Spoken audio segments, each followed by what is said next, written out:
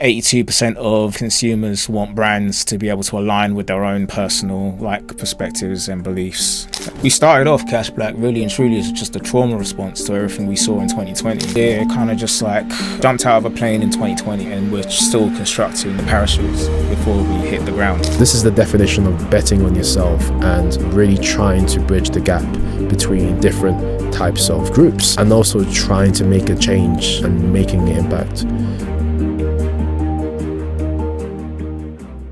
Hey everyone, I go by the name of Adrian Daniels. Welcome to the Sound of Accra Podcast. If this is your first time listening, this is the show we speak with top Ghanaian founders, entrepreneurs and creatives. We have the aim of leaving you behind with takeaways and call to actions that you can apply in your business, life and career. Just some housekeeping, guys, for today's episode. Head over to thesoundofaccra.com/ we're going to call this Matthew Addai, soundofaccra.com / Matthew Addai for today's tips, references, links and nuggets from today's episode, right? We'll have the link in the show notes, okay? If you're watching on YouTube or listening on your podcast platform, give us a 5-star review if you're listening to Apple or Spotify. This really helps to get the content out to people that need to hear it, all right?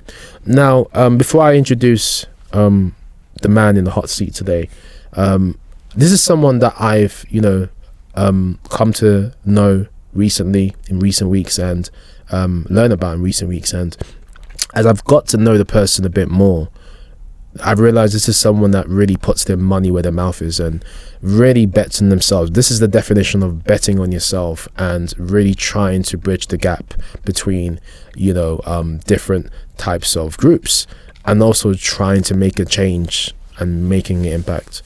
Matthew, thank you for coming on the show. Thanks a lot for having me. Appreciate it. So guys, Matthew is the founder of 2 platforms. Not usually we have one founder that comes and we focus on one platform, but he's actually the founder of 2 platforms. I mean, how about that? Cashblack and Afro Affiliate. Those are very catchy names. We will get into that, right?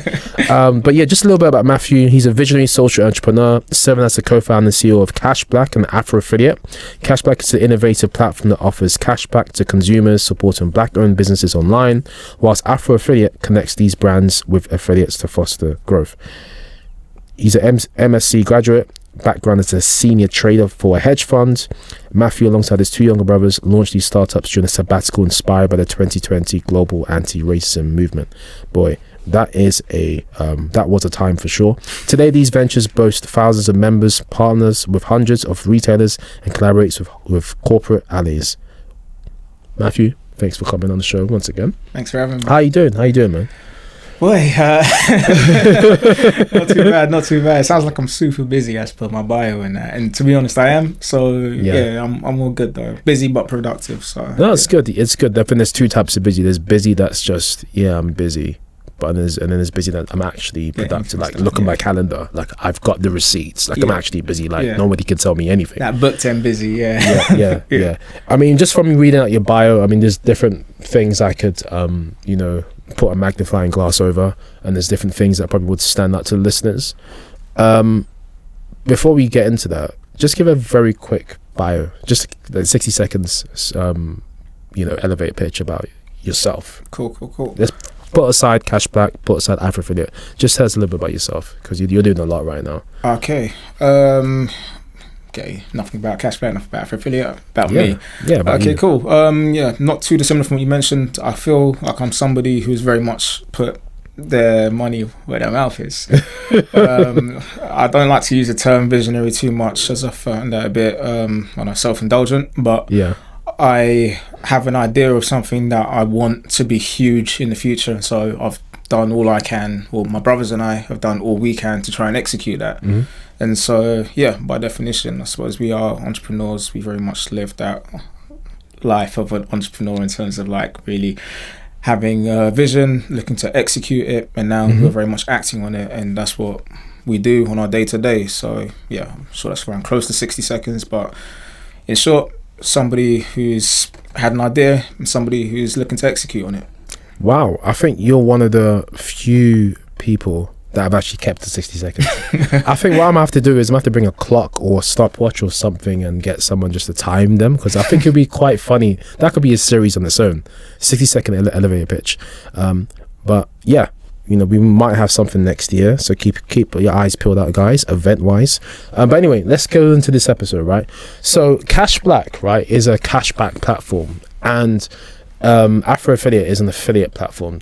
Now, people are more affiliate with cashback, that concept of cashback, right? We're going to get into that, but a lot of people aren't as familiar with the concept of affiliates and affiliate platforms. Could you explain both of them for the audience? Okay, cool. He said people are familiar with it. We've done the research. People are not familiar with it as much as they should be. Like, we're only maybe like 20% of people who either actively use them or even understand how they completely work. Wow. I know, it's annoying. It's part of the whole education thing we have to do to really get people to understand it, thinking, oh, it's too good to be true, or what's the catch and all of this. In short, Cashback is just us sharing our affiliate commissions with our members as a reward. So break it down even more than that. Cashblack is our platform that rewards members with cashback. See what we did there? Who came up with these names? Like, this is genius. Cashblack and Afro Affiliate. Let me rewind a bit. So just the long story short, back in 2020, on a bit of a sabbatical from my most previous role, where I was a senior trader at a hedge fund, looking for something entrepreneurial to do around early 2020, when so many of us were, in fact, this was even before pandemic time, and that. So I'd already been researching why things were how they were with regards to racism and its impacts on like the 2 million black people in the UK, as opposed in addition to the rest of the diaspora, the global south, and how there was a direct correlation between the issues that they face as a people and the lack of support for their businesses, black owned businesses.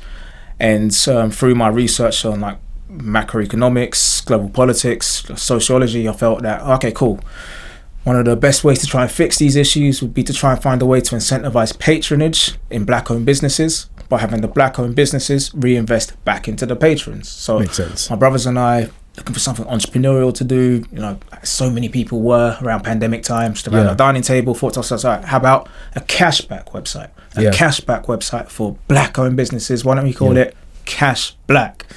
And then genius. What started off as a play on words is now a tech company. So in short, Cashblack, platform that rewards you a cashback when you shop online with black owned businesses. So if you were to make a purchase from, say, the example I like to throw around is like Fenty Beauty, right? So if you was to spend, say, £100, I heard that example. Like, do you have like a fascination of Rihanna or something? No. It's name dropping. Yeah. So like, if you was to spend $100 or £100 with us, do you want to get sponsored by them? Do you really want them as an affiliate? I mean, if they, there you are. That's right. Okay, that makes sense. So it's not just. That makes sense. Okay. It's obviously not her individually. Of course, she's not running the show. She's just a name. Of course. But literally speaking, if you were to spend £100 on us on, say, Fenty Beauty or Savage by Fenty, Rihanna, as a reward for us introducing you to her brand, would give us like $20 or £20 or whatever, depending on if it's pounds or dollars. From that $20 or pounds, we would share that with you as a cashback reward, meaning that you get 10, we get 10.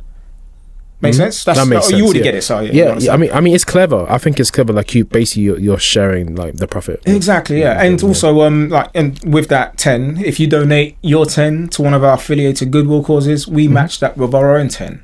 Fantastic. So with Cashblack, give back. When you give, we give. So it's basically just sharing that reward that we're getting. If you withdraw, we earn our profit off of it. If you donate to one of our affiliated goodwill causes, we match that cashback donation 100%. So I'd say it's fairly simple, but I mean, if you've never heard of it, never come across it before, then there's that whole education element which needs to be explained before you're like, oh, okay, cool, I get it. So it's not a scam or anything. It's not like too good to be true. No, it's relatively simple. We're basically just paying you to shop with black owned businesses. That's the simplest way to put it. I love that. I love also the fact that you went in to match the donations to some of these good causes. I mean, when you look at all of this, is it a sustainable model for you, because revenue-wise or profit-wise? Because there are companies that like to do that, and those companies that like to do that, they're usually like huge, right? They've got the backbone of the finances to do that. But I appreciate your like startup mode still. Startup mode still. So I mean, I can imagine if everyone wants to donate, then it must take a hit on you. Must take a hit on you, right? Or I don't know how that works. No, it does. It It does. But I mean, beyond affiliate commissions, we generate revenue through other means like the advertising on the platform. Oh, fantastic! Working with major corporates for our like pop-up marketplaces. Like we had one at Netflix a few weeks ago, one at the FCA last month, one at Deloitte. EFCA. What does that stand for? The FCA. Oh, sorry, the Financial Conduct Authority. Financial Conduct Authority. I thought that you said the EFCA. No. So Financial Conduct Authority, Netflix, Deloitte. We're looking to have loads more where we basically have our brands in a pop-up marketplace selling to their like the customers, working with the like black networks and the employee resource groups of those major organizations. So yeah, we're looking to generate as much revenue as we can from that and just other means as well, because there's so much more that we can be doing rather than just relying on affiliate commissions. So if people are donating their affiliate commissions, and that's great for us. Beyond the CSR optics, the whole point of what we're trying to do is very much help our people.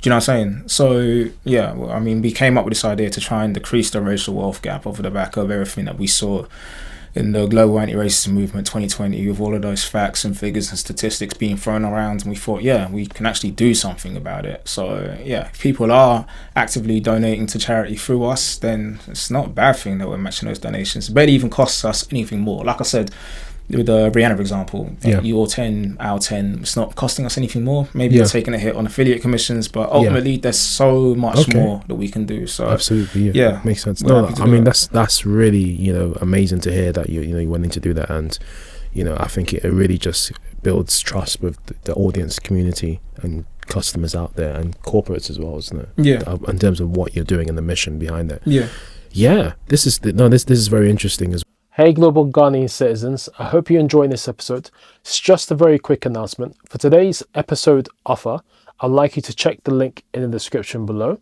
This is a special offer that we managed to secure in partnership with one of our guests or one of our partners. So please check the link in the description below for today's episode offer.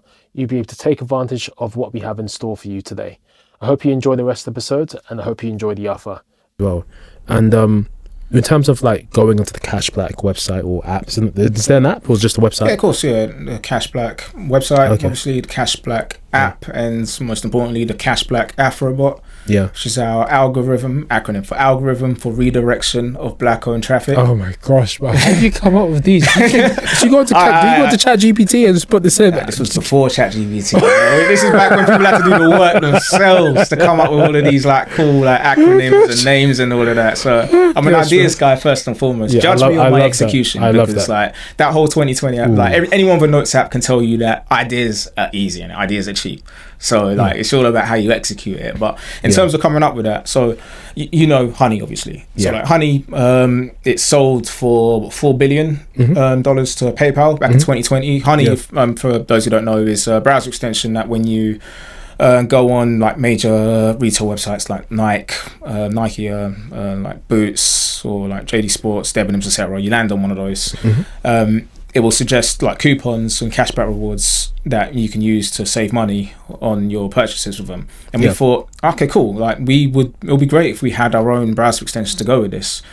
Because I mean, Honey, that sold for like what, $4 billion, and we'll take what, 10% of that. That'd be great, or even 1%, being greedy or nothing. And like, so if we could add something like that, that would be sick for us. So we thought, all right, cool, let's get started on that, and hopefully be able to use that as our like main marketing tool for what we're doing. That's clever. Because if you're able to get like a browser extension, maybe you can have a mascot with it. So we thought, okay, cool, let's get to thinking about it. So we thought, how about the Cashblack, the Black Alternative Tracker, BAT, and we had a bat for it. We thought the Cashblack bat, a bit too close to COVID. Nah. Around that 2019, 2020 time, I was like, that's not really going to work out. So how about the Cashblack Black owned alternative tracker, Cashblack boat logo. And we thought, black people, boats, a bit too close to slavery. So let's move on back to the drawing board. I didn't say that, you said that. It was a long drawing board for real. So we went moving on, went to how about this is my favorite, the Black alternative, strategic, tracking, and redirection device. But the Cashblack BASTARD would have been a bit like difficult to really market like that for obvious reasons. So my brothers outvoted me on that. So we went back to the drawing board one more time. So it's a veto system of you and your brothers going on. Session, rather. Yeah, definitely. 2-1 or whatever. So all right. So we can't call it the Cashblack BASTARD. Yeah. So back to the drawing board, and we thought, how about just the Cashblack bot? Black owned tracker. So when people land on one of the major websites, we'll be able to suggest alternative black owned versions that we can send them to. And it's like, great idea, but how do we make the Cashblack bots, for want of a better word, blacker? And we thought, how about, I don't know, Afro bot? Like, but okay, cool. So what can Afro stand for? Does it have to stand for something? Or? Yeah, it has to. I mean, cool. Okay. It just sounds cool. When I said it, I saw you like grinning at that's a smart idea. It's like, damn right, it's a smart idea. So we went to it and thought, how about Cashblack Afro bots? Algorithm for redirection of black-owned traffic, and it was like, that's it. Now we just need to get it to work. Oh my gosh, you guys are scientists, man. This was just before AI started to really take off. So this was like 2020, 2021, way before like ChatGPT was like doing everyone's homework for them and that. So we thought, we just need to incorporate all of that and just market it correctly. And then when people land on the likes of, for example, shopping for skincare, you land on Boots or Superdrug or The Body Shop, we'll be able to suggest to them black-owned alternative brands to which we can redirect them to their sites, drive traffic to those brands that they didn't even know existed. Clever. And be able to reward the customers with cashback for shopping with black-owned businesses, taking out the friction from it, taking out the big pain point of, it's too expensive to shop with black-owned businesses or too difficult to find them. All of that, making it super simple for people to shop with black-owned businesses. So we thought, Cashblack Afrobot, and that's so you obviously have the website, we have the mobile app, and most importantly the Cashblack Afrobot. Fantastic. I think it's genius. I mean, using the browser extension as a marketing tool, but also as a means of helping them to actually use the cashback system to access it. I think it's genius because I think there's platforms like Klarna, they have the same thing going on where you can actually shop through the app itself, and then you can essentially be redirected to different brands. But I don't know if they have. I don't think they have I think they do, but anyway, I think the whole point is being able to use their platform through the app. But anyway, I think it's amazing because isn't the Google Chrome store, or is it so Chrome store Google soon to be for Firefox and Safari for those who use that as well, cool. and hopefully Q1 2025 will be on Safari browser for your mobile. So because iPhone, you can have like browser extensions for it. If you're shopping on iPhone for just like random like major brands or whatever, land on one of those, the Afrobot will be on your iPhone to be able to notify you of black-owned alternatives. And Android are looking to do the same. I think Q3 or so with browser extensions on their mobile devices. So we're hoping to have it on both, so that anyone shopping like just e-commerce on your mobile, the retention rates of that, so 65% more likely to be able to convert from that for the brands. We just need to get that across to all of our major partners that, look, just needs to be pushed, because we'll be giving you traffic that you didn't even know existed from people who are looking to buy from like major big name corporates, redirecting that traffic to you from their mobiles because of the Cashblack Afrobot. So by hopefully 12 months from now, it'll be on mobiles everywhere as well. And we'll just very much be looking to have money going from the black consumers to the black owned businesses, back from the black owned businesses to the black consumers, keeping the black pound or black dollar 100% within the black community. Wow, man. I really like the mindset and the goal behind all of this. Like, at the end of the day, the goal is to keep the money within the system, in terms of the black community. And I don't think we do the best job of that. You look at Jewish communities, Asian communities, they really stick together. But the black community, it tends to be that more like we're more kind of selfish. We're more thinking about ourselves rather than help one another. Tell me about it. And that's the irony with a lot of these black-owned businesses. But at the same time, I suppose maybe events such as what's happened in 2020 or the racial uproar, that it's kind of pushed us to be more aware of helping our black brother sister a lot more. I mean, I remember, did you see that video on Instagram where was it a salon or a hair shop that was shutting down in America? I can't remember the name of the person. But anyway, like, I think it got the attention of, I think, celebrities and people who are public figures that had quite a lot of money. So I think people went and, you know, used the salon service. People were queuing up to use the salon service to keep it in business because it was about to go down and go out of business. And I think that's really the power of, you know, black-owned businesses, of people coming together. That's when I've really seen that kind of power. So I'm guessing with what you're building, I know in the UK, the black community is a lot smaller than the US. Yeah. I'm sure eventually looking to go into the US. Oh, yeah. We soft launched in the US for Juneteenth. Yeah. So I've been going back and forth between here and LA a couple of times over the past couple of years. Wow. With working with the British Consulate out there.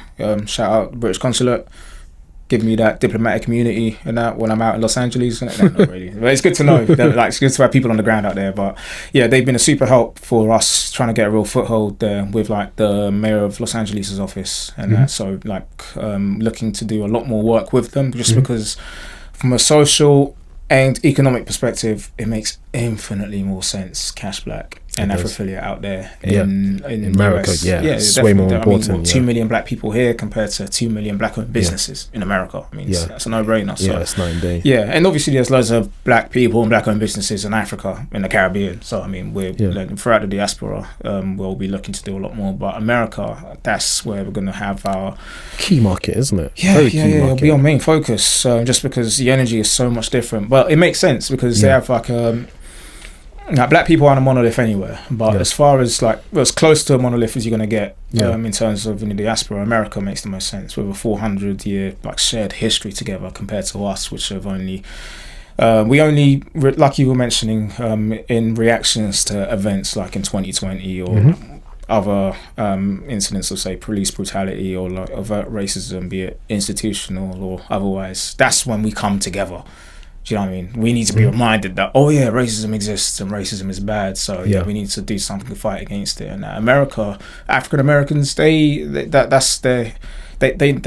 that. They've been knowing that. Do you know what I mean? That's their reality. Not saying that it isn't bad here. Of course, it's not perfect here, but it's not necessarily a waking thought, and there aren't enough of us to really be able to keep that same energy. So in America, it just makes infinitely more sense that I could be in an Uber going somewhere in America, and I'm just chatting to, they don't even necessarily have to be black, but they'll be, what are you here for? I'm here, I'm a company Cashblack, and they will love the idea because they immediately get it, because they understand that the socioeconomic impacts of racism in America is like way bigger, way more importance than it is here, for instance. So absolutely.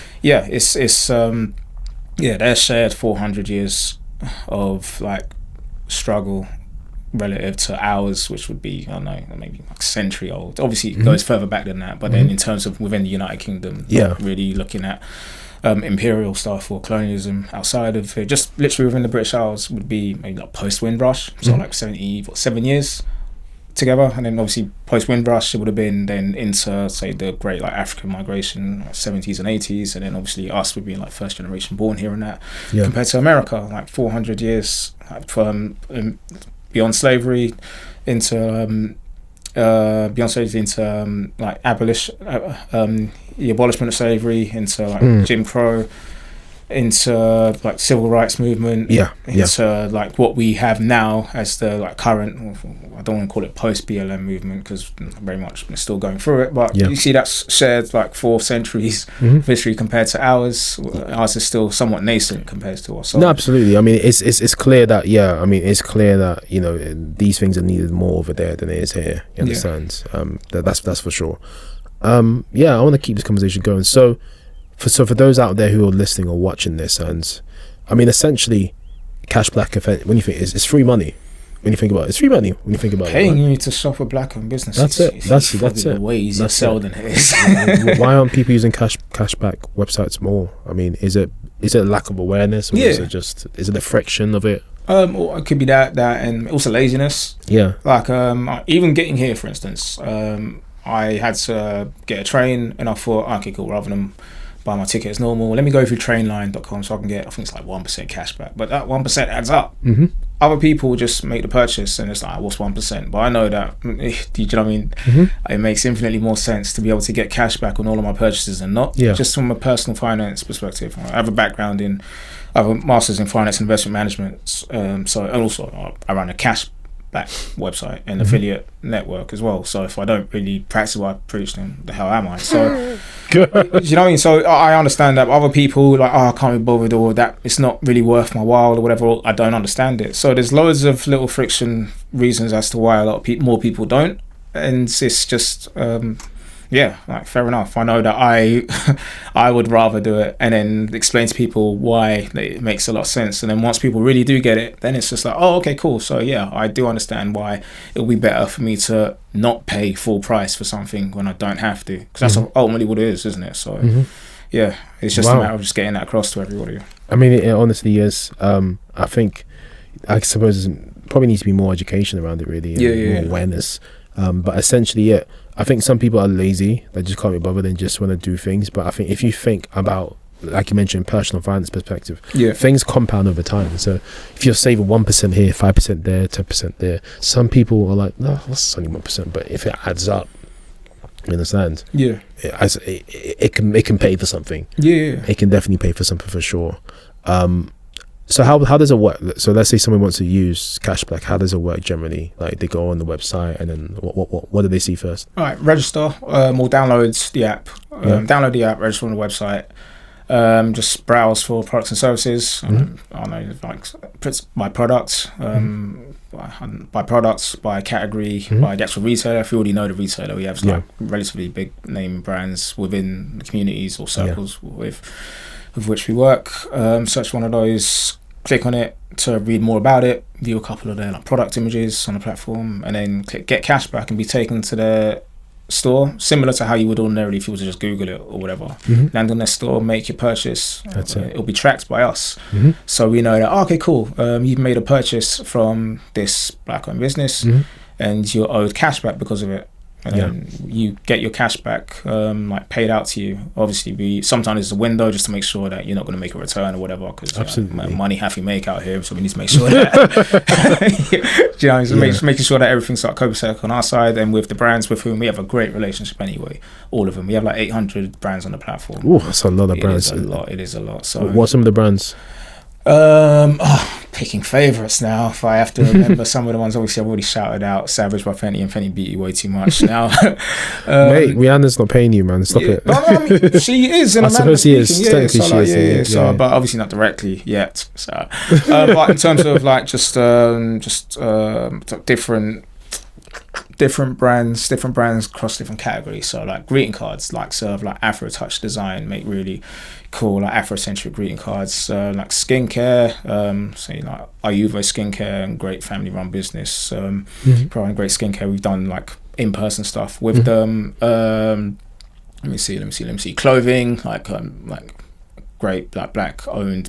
Majority of the brands on the platform are black women owned as well. But as far as clothing, favorite one would be maybe Kumo London. It's like really cool Afrocentric men and women's clothes actually from them. Food and drink companies, like if you like, I don't know, like tea for instance, like Dalgety Teas, they're doing like loads of stuff right now. They're in major major retailers similar to Meji Foods. If you like jollof but you don't want to spend 3 hours cooking it, then 90-second jollof from Meji Foods, shout out them, because they're almost like a tech company fixing a problem. And that you want drinks to go with that, like alcoholic drinks, Afro Spirit, if you want from Palm Spirits, or if you want like rum, Claranti rum to go with that. I could go on all day. I'm trying to remember like which ones would I shout out if, like, do you know what I mean, they were more like to watch this, so I feel like they know, oh, thanks for mentioning us. Yeah, that's cool. Like, we got loads, like 800 brands on the platform, and we're still loads more to go. The only thing limiting us is just sometimes the actual manual job of getting all of these companies on board, which is a labor intensive. Super labor intensive. Wow. I mean, just between the three of us, me and my two brothers, having to do all of this, because we have to also form the relationships with them. Yeah.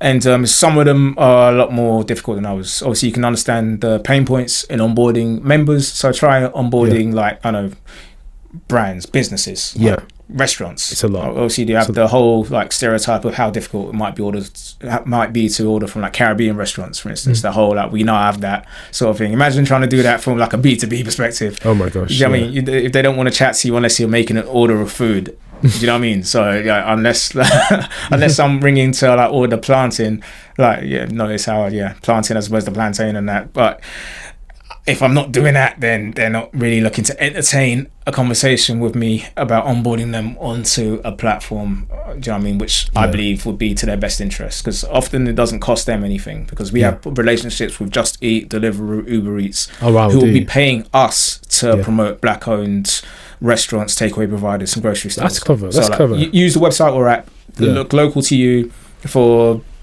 black food vendors, and you make the purchase on them through Uber Eats, Deliveroo, or Just Eat, or in America through DoorDash, Grubhub, or Uber Eats again. They'll pay us for driving that traffic. And these vendors need to know that, this isn't costing you anything. We just need to have that relationship with you, so that you'll know that your customers will be paying less for your products if they order through us. And obviously, if they're paying less, then it will incentivize them to shop more, meaning that your sales will go up at no expense to yourself. Absolutely. Because all of this is being paid for by Deliveroo, Uber Eats, Just Eat, DoorDash, or Grubhub. But getting that across to like hundreds of black food vendors is... that pitch doesn't go well with them, does it? No, it's not actually going well with them. It's just like difficult to even get them on the phone or just get in front of them. Because I mean, they're first and foremost, their primary concern is generating sales through their day-to-day activities of like selling food. Yeah. And if I'm not calling to buy food, then it just sounds like a sales pitch. Yeah. And looking at it from their point of view, it's just like, why is this guy ringing to like try and sell me something that I don't want to buy? And it's never that's never the case. We're trying to increase your sales at no expense to yourself, literally free promotion, cheaper products for your customers. Everyone wins. This is coming out of the like big major organizations' pockets, and again, it's an education thing, trying to get that across to everyone. But it's we know what we signed up for, and it's just the day-to-day occupational hazards of like trying to support black-owned businesses like that. I mean, clearly there's a lot of revenue streams that you can pull from this Cashblack business that you have. So it's of course it's the cashback that happens through the website. I'm not sure how many people are using the website on a daily basis, a monthly basis. Of course, you know that. It's like 1,500 give or take. But wow. We're give or take 44 days old. In terms of a hard launch. First of. So you're just getting started, really. You're just starting up. Really. Building it for 4 years. Hard launched. Building it for since 2020 to now. It's like building it. Had so many different like issues, challenges. There's a lot of challenges. The tech side of it, having to work with different tech developers, because we started in-house and that we realized that okay, cool, this is way bigger than us, so we're going to have to seek external help for this, and then be messed about developer to developer. It's just all tech companies go through these sorts of pain points. It's true. And I'm a non-technical founder. So a non-technical founder of a tech company is going to go through these as well. Absolutely. Do you know what I mean? My youngest brother's CTO. He's only recently graduated from university. So I'm having to have him run 2 tech companies like as the head tech person, and that is it's difficult for the 3 of us, let alone just for the one person and that. So it's better for him. And what is he?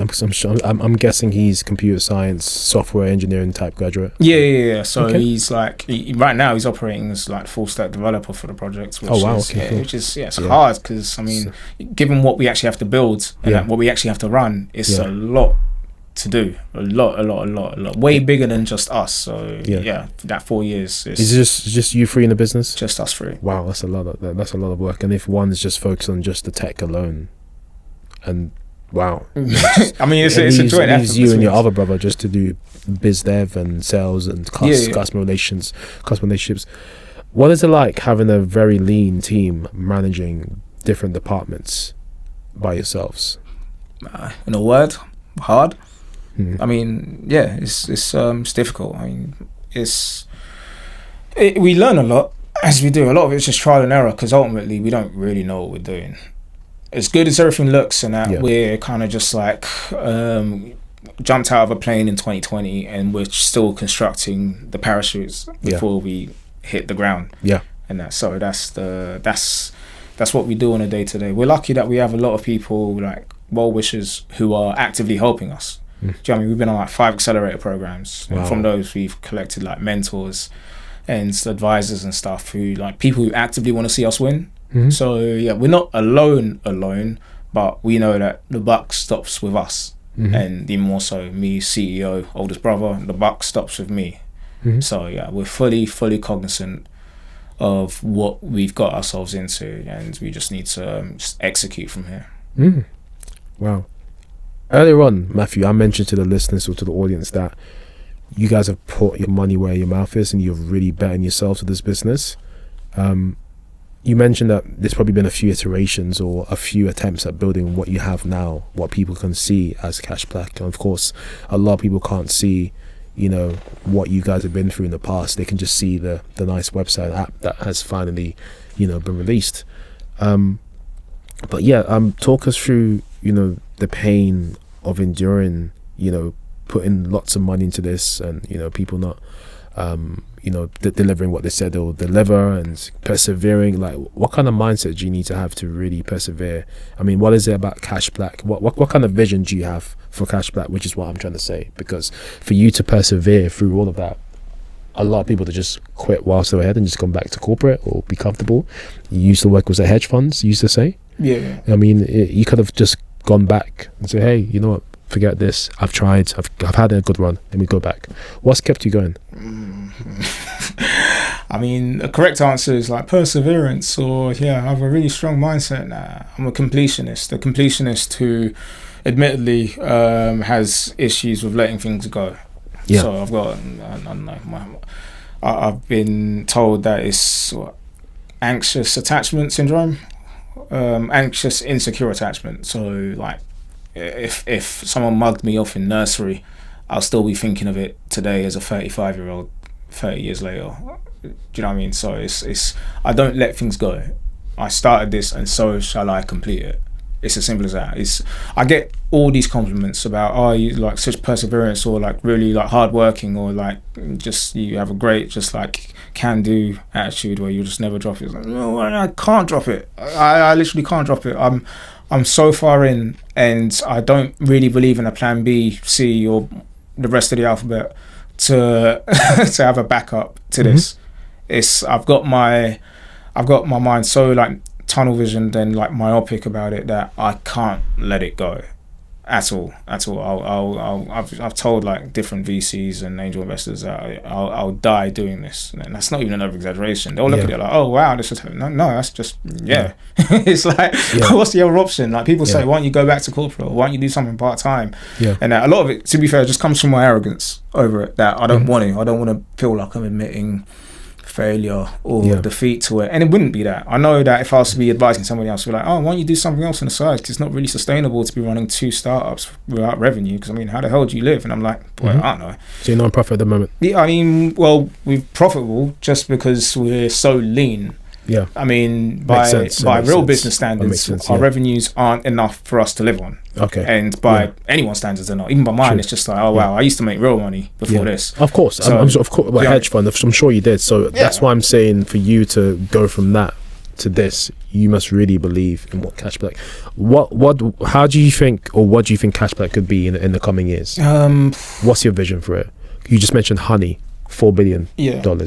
Fantastic exit. Right? Exit. Are there any other platforms like that have had an exit like that? I mean, similar platforms? Quidco a couple years ago, similar to what we do. They were sold to Money Supermarket for I think like £100 million or so, which is a great exit. And I mean, I got no interest in exiting it. I mean, I've done all this whole like mini diatribe about how much I can't let things go, so I ain't exiting anytime soon, man. But you know what I mean? I don't look at it as an exit, because I see that there's so much that we can do with it to the betterment of all of us. Like I when I was looking for something to do work-wise, I had a notes app full of stuff that I could do this, I could do that, loads of business ideas. I'm an ideas person first and foremost. Like, put me in a dark room with a pen and a pad, I'll come out with ideas which probably challenge Cashblack and that, in terms of just like profitability, like potential unicorns and that.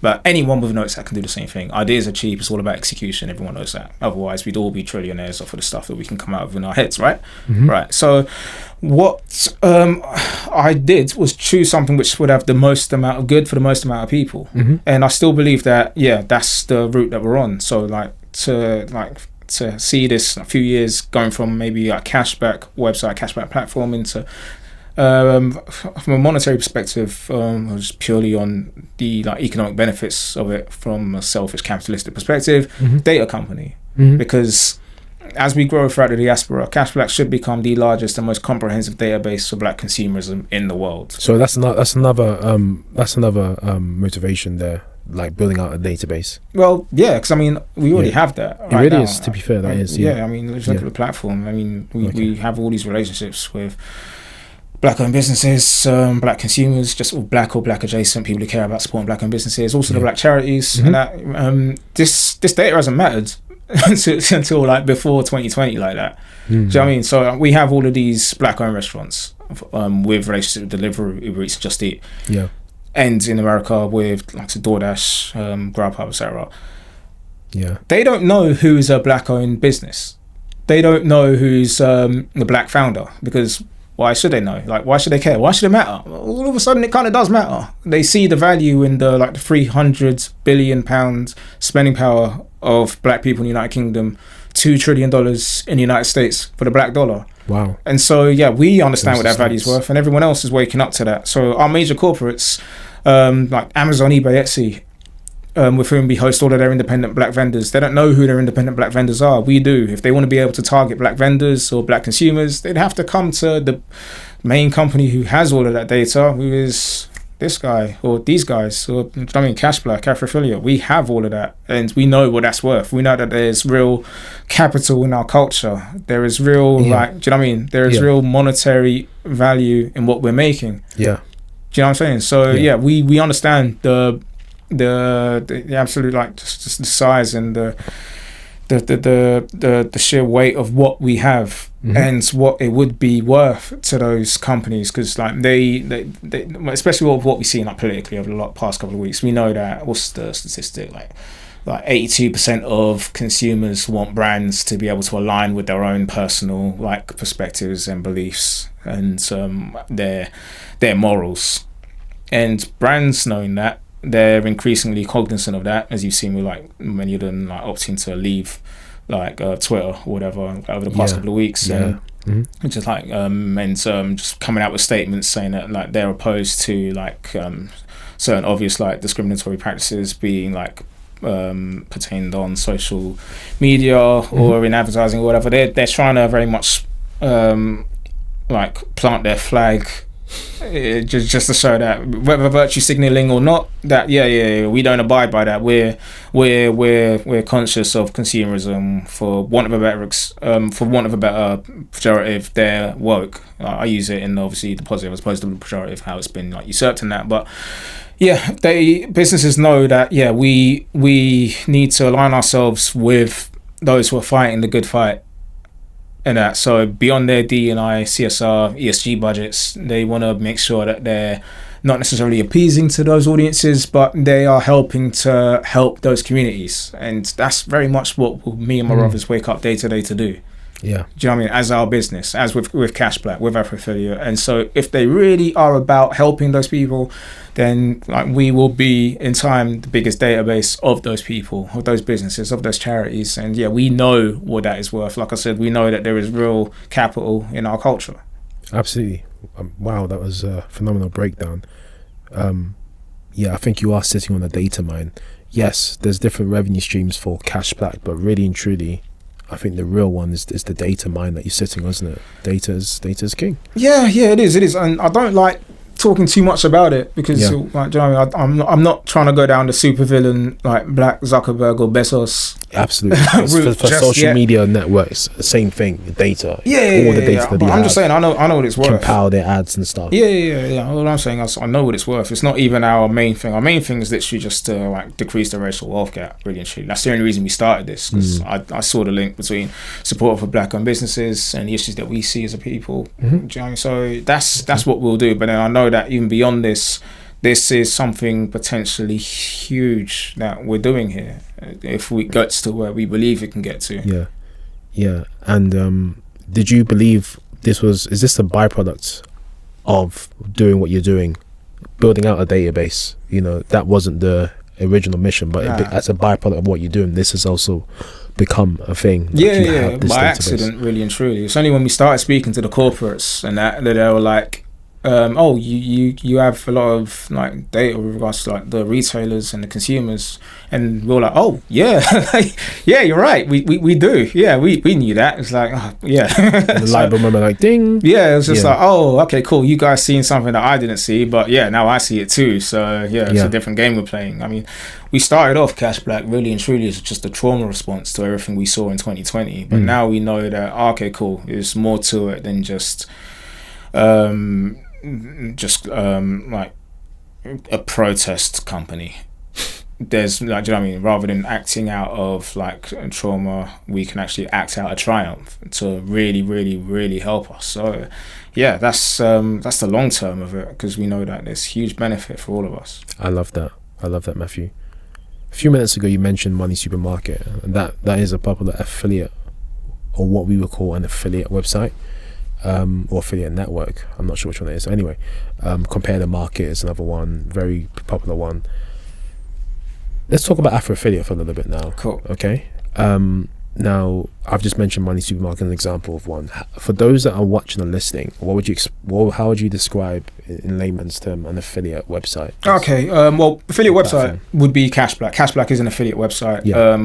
Cashblack is effectively just an affiliate. It is. Connected to loads of different affiliate networks. Yeah. That's one. Giving cashback. An affiliate just drives traffic towards a business, and then when sales are generated,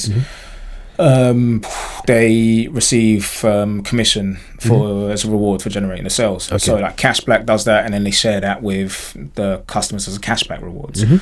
But you could have affiliates who are like for example, like Compare the Market or whatever. When you make purchases for insurance or whatever, then they get their commission. And the affiliates can also be influencers, vloggers, bloggers, podcasters, just anyone in the WhatsApp group. A WhatsApp auntie could have an affiliate link, throw that in a group chat. The other aunties make purchases, auntie makes commission off the back of it. And so yeah, we realized that obviously we're helping all of these businesses, and Cashblack in itself is an affiliate.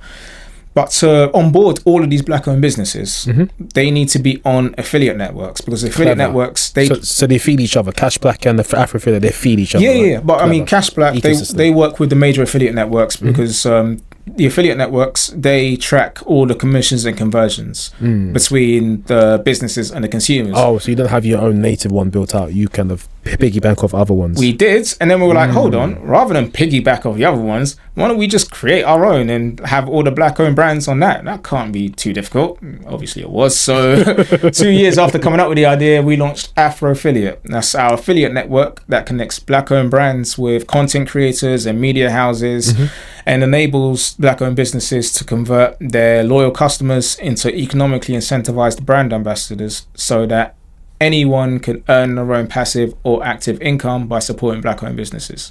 So yeah, like I said, vloggers, bloggers, podcasters, media houses, micro-influencers, macro-influencers, we connect all of those with a huge growing range internationally of black-owned businesses, so that when they share their affiliate links, their coupon codes, they're able to generate their own like revenue by doing so, and in doing so, obviously the black-owned businesses are able to maximize their revenues through increased sales through affiliate marketing. And also with that, we realized, my brother and I, middle brother Jonathan, we were going to these events. Like, we've been to different like black-owned business events up and down the country for like the last 3 years, like literally all over the country, like London, like Manchester, Liverpool, Newcastle, Leeds, Huddersfield. I didn't even know Huddersfield had that big a black community, but they do. And at all these events we go to, right, there were always these major corporates, the American Expresses, the Amazons, the JP Morgans, and we're thinking they're all here and we're not doing anything with them as such. We didn't really understand how we can leverage Cashblack and Afro Affiliate to work with these major corporates for a while. And it really got to us, like, how do we do that? Because all of these companies are there, they all want to work with black-owned businesses or black people. What can we do? And then eventually the light bulb moment was when we realized that, oh yeah, they want access to the black community, don't they? So what we realized is that these major brands, all these major corporate entities, like airlines, for instance, in terms of like travel, or like major food companies like the Just Eat delivery routes that I mentioned, or financial companies, the Amexes, the Mastercards, the Visas, the Santanders, the Monzos, the Barclays, they all want to be able to like tap into the black community because they know that black money is as much as any money, and even then they're way more sensitive to social proof. So like if one black person says, oh yeah, do this, then they'll be more likely to do so, particularly if that black person is influential. So we thought that we have this growing range of black content creators, media houses, etc. So we could help them leverage their own clout by connecting them with these corporations. So with Afro Affiliate, we connect, for example, travel bloggers, travel bloggers, like travel companies, travel influencers, similar to like Yar interviewed her recently. Shout out Yar. Yeah, shout out to Yar. She's been airing my messages actually, so hopefully you're watching this. Get back to me. Travel drums, talking drums. Yeah. We can connect her with, for example, different like airlines like Ethiopia Airlines, like Virgin Atlantic who started doing flights to Ghana, for instance. Like people like her and other travel content creators with whom we're speaking, they've been like posting about that out the goodness of their heart almost. Do you know what I mean? For free, just letting you know that flights to Ghana, etc.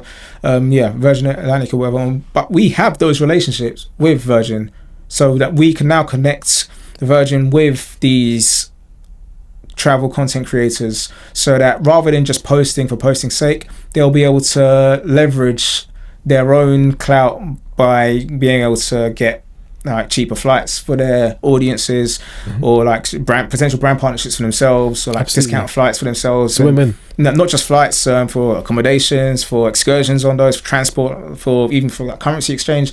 We know that, okay, cool, that's just for travel. Same thing with food influencers. We have those relationships with the likes of Just Eat, Deliveroo, Uber Eats.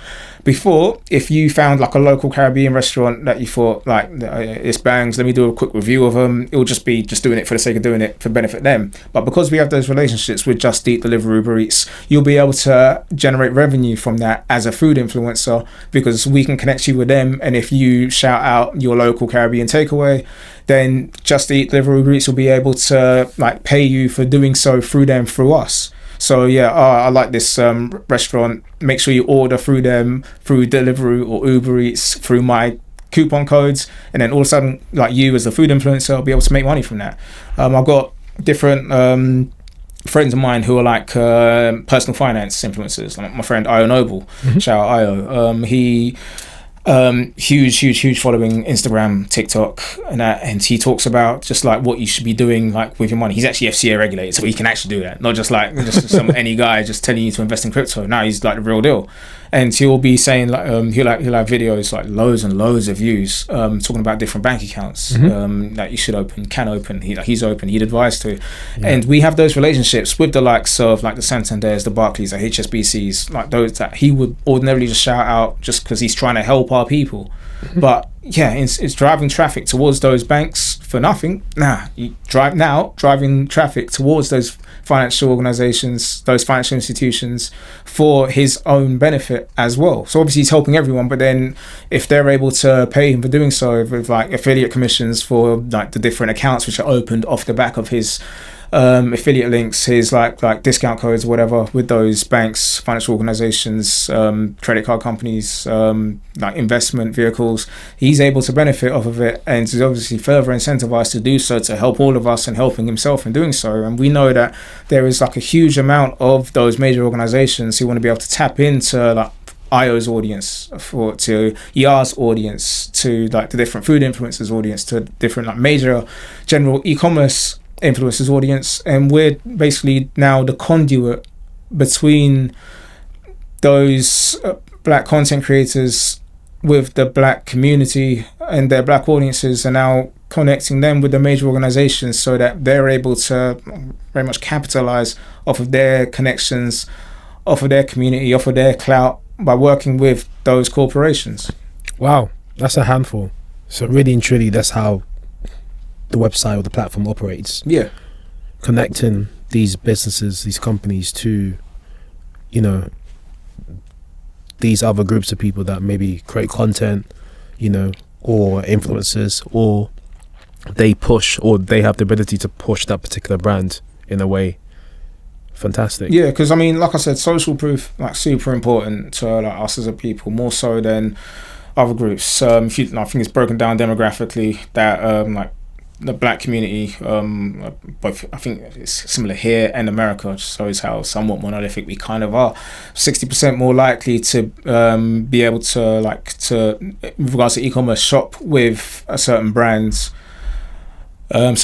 or buy certain products off of the back of opinions or influence from black content creators, black influencers. So yeah, we're a lot more sensitive than other demographics to what is being pushed by ourselves.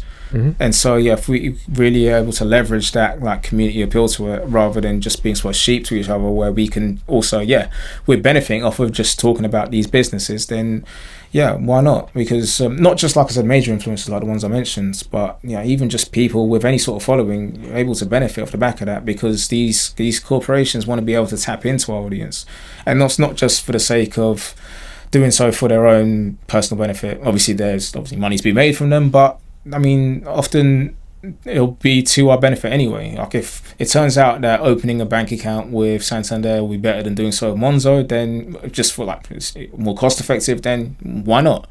And then if for example IO is telling people to do that, then you should be paid for doing so. Do you know what I'm saying? So everyone very much wins in that, and it's just about being able to capitalize on it, because these organizations, they want our commerce, they want our patronage in that, and so the people who are helping them make money shouldn't be just doing so out of the goodness of their heart. They should be getting rewarded as such for it. Absolutely it should be a win-win relationship. Certainly. To level the playing field. This has been a very enlightening, insightful conversation, Matthew. Thanks for coming on the show. I want to leave the audience with this one last thing. So you mentioned on one podcast talking about black being your superpower. Talk us through a little bit more about that. Boy, black being my superpower. Well, first and foremost, I wouldn't be able to do Cashblack or Afro affiliate if I wasn't. So from a literal perspective, it's obviously a benefit to me. I know there's a lot of talk. There's always, particularly over the last 4 years between now and 2020, the negative aspects of being black. It's weird because I might be somewhat independent in that, but I've never seen anything negative about it. Maybe I've lived a different experience to everyone else, but I've always seen it as I'd much rather be black than anything else. Do you know what I mean? I'm blessed that growing up, all my heroes, either family members or just people I see on TV or whatever, or on football pitch or hear music, they'd all be black. And do you know what I mean? So I've always had the benefit of having great blackness to which I could aspire. Do you know what I mean? So from as long as I can remember, it's always been a good thing. It's never been anything to be ashamed of or anything that I'd use as a crutch, or it's always been, I wouldn't even say so much a superpower, it's just something to which I take huge pride in. Do you know what I mean? It's never been anything but that. So I don't see myself as being a victim because of it, because growing up I'd want to be Andy Cole or Ian Wright, later on the Thierry Henry. Andy Cole. Growing up I'd listen to or I'd listen to let me see, early 90s, before proper hip hop. So I say proper hip hop as in parental advisory hip hop, Will Smith or whatever, or MJ, or do you know what I mean? Everyone I'd ever aspire to would be they'd be black, and then I'd want to watch the likes of Eddie Murphy, Martin Lawrence, or whatever. Just thinking back to when has it really mattered to an extent where it's been negative? Never for me. So it's maybe more recently where I'm sort of not weaponizing it in a sense where it's a real superpower where I can actually use it to both my advantage and to the benefit and betterment of everyone else, because I've always said over the past 4 years, there is real capital in our culture, and it'll be I'm really, really, really achieving something if I could help everyone else to benefit as well from it. Because I mean, like I said, with all of these major organizations who go to these black-owned events and try to market to us, and that they recognize it, so we should all as well. True. Matthew, you're a black star. Thank you for teaching our listeners how they can build wealth through not only their personal finance using Cashblack and, you know, cashback in general, but also building wealth if they are a business or an intermediary through Afro Affiliate. Really appreciate your time. Where can everyone connect with you, Cashblack, Afro Affiliate, and any announcements? Please let them know. Cool. So, me personally, camera one. Right. So me personally, still don't have my own Instagram. I will do, working on my personal brand, but too busy working on my actual brand and that. So yeah, all over LinkedIn. I think linkedin.com/in/Matty Addai, MATTY But more importantly, Cashblack HQ across all socials, supporting your support of Black-owned businesses, and Afro Affiliate across all socials. Monetize your clout through affiliate marketing through Afro Affiliate. Perfect.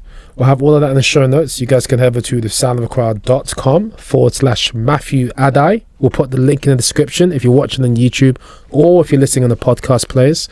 And make sure you leave us a comment on your way out. Let us know what you think of today's episode. Maybe we might collab with Matthew further based on the reaction or response of this episode. And thanks for watching or for tuning in, guys, if you're listening. See you in the next episode of the Sound of Accra Podcast. Thank you so much. Take care.